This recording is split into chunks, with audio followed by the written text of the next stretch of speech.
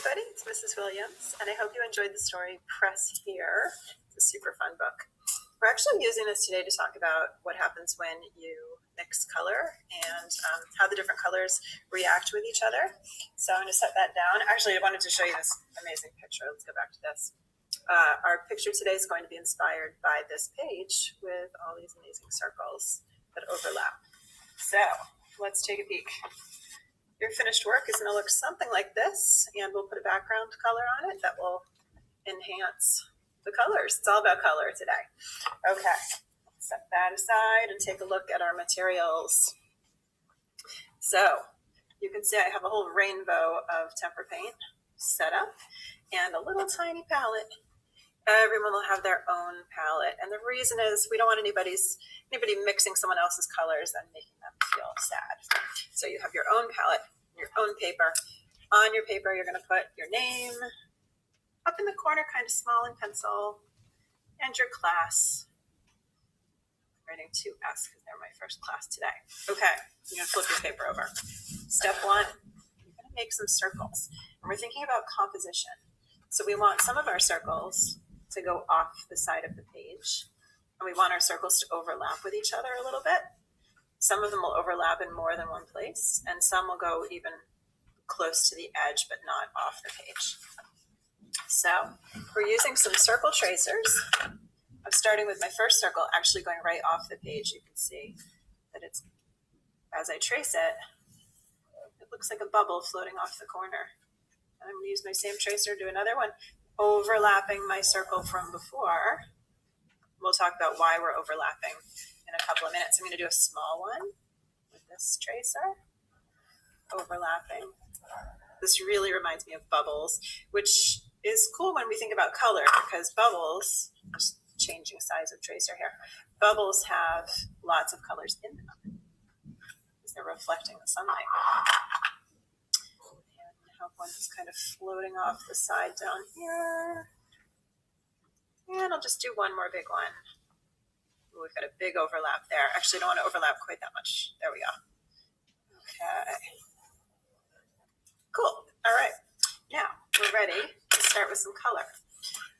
The color's a little tricky. So let me start by showing you, we're using our tempera paint almost as if it's watercolor. So I have a big bucket of water.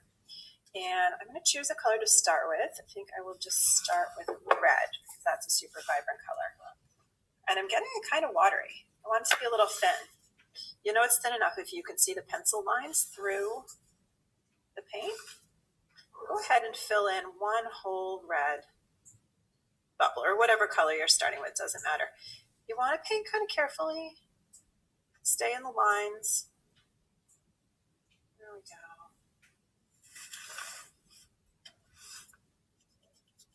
Do that whole circle with your color. And I'm going to show you, when I say it's tricky, I'm going to show you why in a minute after I finish filling in this whole space. My first circle is the easiest because I don't have to worry about any other colors. No, nothing's mixing.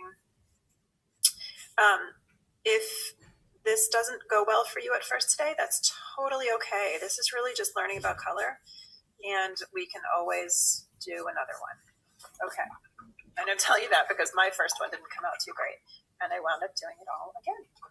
Now, let me show you what happens if I'm going to do this nice light blue for a minute. So when I do this blue, I'm not filling in this whole circle yet. I'm filling in this empty space to start with. Sorry, I'm blocking you. My whole circle will be blue, and whatever colors are overlapping with my blue. But I want this particular part of the blue, because this is not overlapping, I want this to be this pure blue color.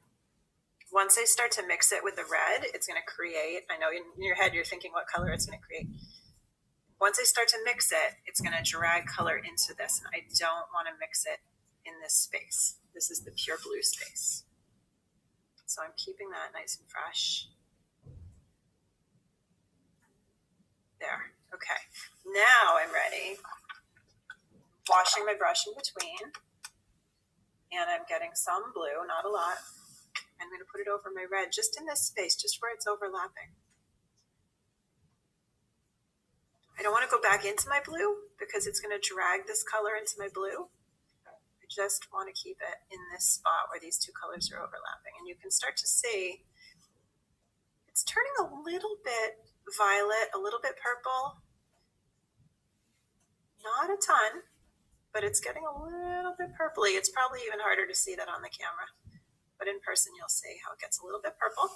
All right, now add a little yellow in here. So the first thing I'm going to do, it was with my yellow section. I'm going to do this pure yellow section. This looks like a tennis ball. So bright. Keep my yellow really clean, especially yellow, because once another color touches yellow, it gets muddy very quickly.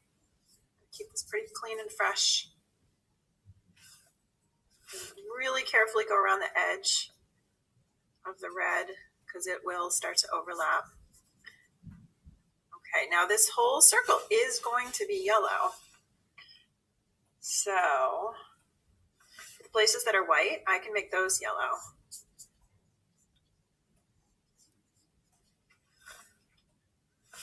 It's going to take some thought. And I can make this yellow. I'm going to be really careful in here. It doesn't pull color in. There we go.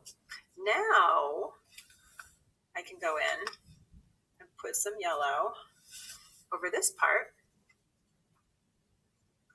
When it starts to look orangey already, get my overlapping color in there. Oops, see, I went over a little bit. It's okay, they're overlapping and I pulled a little bit of the orange into my yellow. Gives you the hint of that orange. And now I can put a little bit of that. I'm gonna rinse my brush carefully. I'm gonna put a little bit of that blue into my yellow. This is mixing nicely. We're getting a nice fresh green. My blue and yellow mixing together, overlapping each other. Just keep it in that one section where they overlap. There we go. Okay, oh, pulled in a little purple, that's all right. And then, weirdly, we haven't put any yellow in this little tiny part right here. So I'm gonna get a little yellow and I'm gonna put a little yellow in there in that little teeny part. See what interesting color we get out of that. It's like a purpley, yellowy red. Probably hard to see on the camera. Okay. You're going to do the same thing in all of those circles, overlapping and mixing a little bit. And let me go back to my original picture so you can see how when you overlap, you're going to see there's a little orange in there. You're going to see a little green.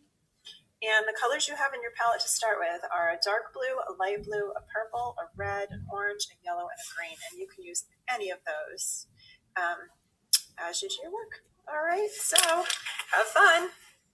Bye.